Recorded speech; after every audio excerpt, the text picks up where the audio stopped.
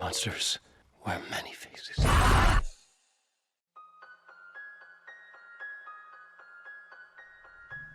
What traits define a good character? Is it competence in dealing with the story's events? Charisma to make the audience enjoy following their adventures? Does an agreeable morality contribute to a well-crafted character? These definitely can help. But in my opinion, the defining trait of a good character is their ability to change throughout the story. If a character is the same on the last page as they are on the first, then what was the point? By going through trials, they grow. By having their identity and concepts of the world questioned and sometimes even shattered, they are able to be a phoenix rising from the flames into a new and better person. The reason character transformation is so important to the reader is because it promises hope. If this flawed individual can be refined into a better version of themselves, so can we. But in order for a character to go through a positive transformation, they must have flaws. At the beginning of Alan Wake, the titular character has his fair share. Along with being an alcoholic, insomniac, and suffering from anxiety issues, he is also known for having poor impulse control, so much so that he has been arrested for battery. Sheriff Breaker makes note of his hair-trigger rage after assaulting Dr. Hartman. The most extreme example is the event that set the story's plot in motion. When it was discovered that Alice brought him to Bright Falls to get him help, he became irate, shouting at her and storming out of the cabin. It is easy to see many flaws with this character at the start of the game. In the end, a story is designed to facilitate a character's positive transformation. The point of this video is to dive into Alan's psyche, determine what is the root of his issue, and examine how the story is crafted to make him confront the truth about himself.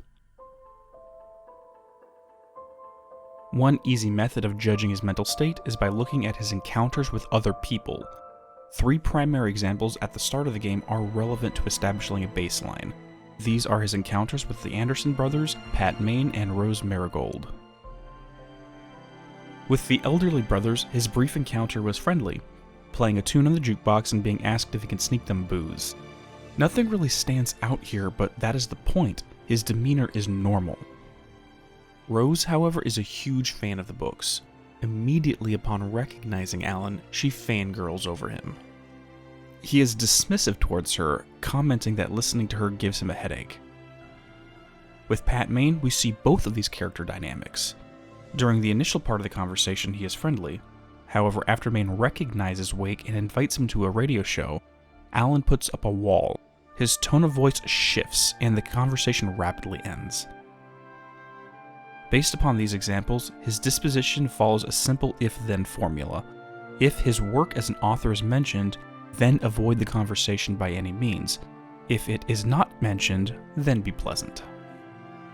The root of this behavior is similar to our body's fight or flight response. The sympathetic nervous system evolved with the purpose to create reflexive adjustments to bodily systems. One simple example is the production of sweat when the body temperature increases.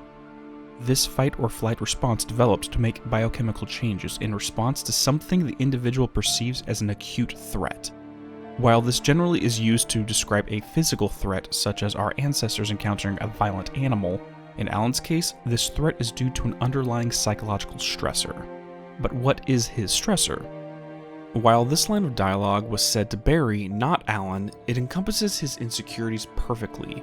Rose expresses confidence in Alan and his new book. The new one will be a masterpiece, I know it. You must tell him not to listen to the trolls in the forums saying Departure will never get finished. He should take his time and make it perfect. I can wait. This exchange perfectly embodies the pressure Alan feels. Suffering from writer's block, he feels the gaze of his agent, his fans, the media, and even his wife to finish Departure. His entire persona and lifestyle is centered around his books, and the fear of having his image shattered terrifies him. An internal dialogue in the novelization describes this. Worse than all that, though, was the constant sense that famous Alan Wake was a total fraud. It's just a matter of time until he ran out of excuses to his publisher, his agent, his wife, himself. What good was a writer who couldn't write? It is no wonder that his unconscious summons a shadow figure that insults his artistic ability or puts up missing posters. A version of Alan is missing. Rather than look for him, Alan wishes to run away and bury his head in the sand. The pressure inside builds with every passing day. This stressor is a psychological threat that he avoids at all cost.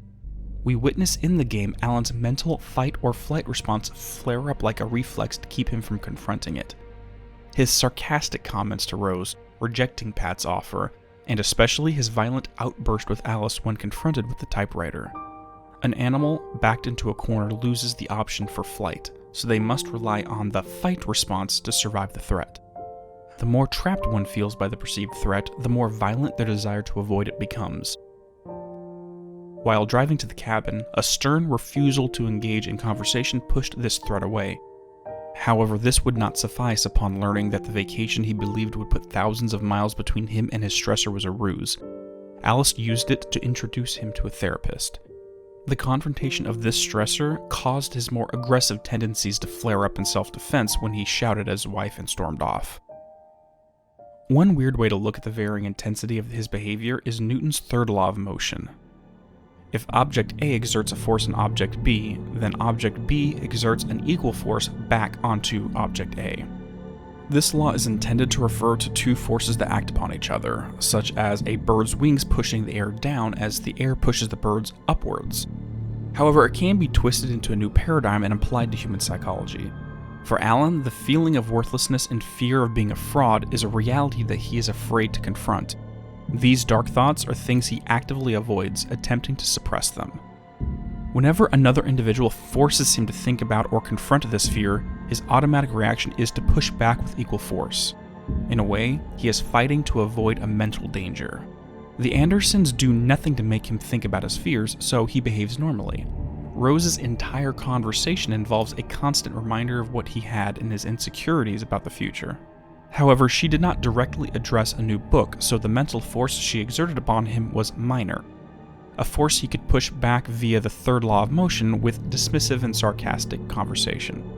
With the paparazzi, he was confronted directly, which required a greater force to push back. As a result, he was arrested for battery. In these last two examples, the fight response was used to avoid confronting his suppressed thoughts. With Alice, though, he used a different tactic. When she presented the typewriter and informed Alan she had brought him to see a therapist, she backed him into a corner. In this situation, he pushed back with a far greater force as he shouted at her. This was his initial fight response. However, even though the force she placed upon him was greater, he did not respond with further fight, like he did with the paparazzi. Alan transitioned to a flight response and stormed out of the cabin. By looking at his behavior throughout the early parts of the game, nearly every example of Alan's personality flaws can be distilled down to these two ideas. So how does the narrative change this?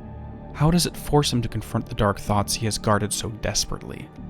Unfortunately, it usually requires an individual to hit rock bottom before confronting a terrible truth about themselves. Alan found an interview that Alice had with Dr. Hartman where she discussed her true feelings about him, essentially learning that his perceived stability in this relationship was on a house of sand as a result of his behavior. The story put him in a position where he was unable to avoid it any further. It does this by giving him a choice: write the story or lose Alice forever.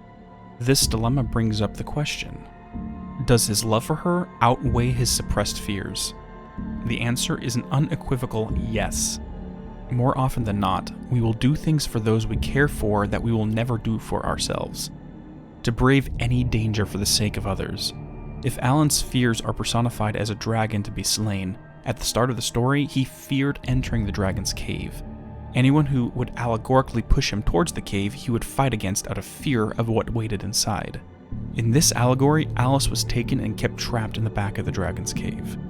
The same quandary is presented to him: fight or flight. However, this time the fight is not among those around him, but directed inwards the heart of his own fear. Flight from this fear would mean abandoning her. If there's one thing we can all agree about Alan Wake, his love for Alice gives him the courage to face any dragon thrown before him.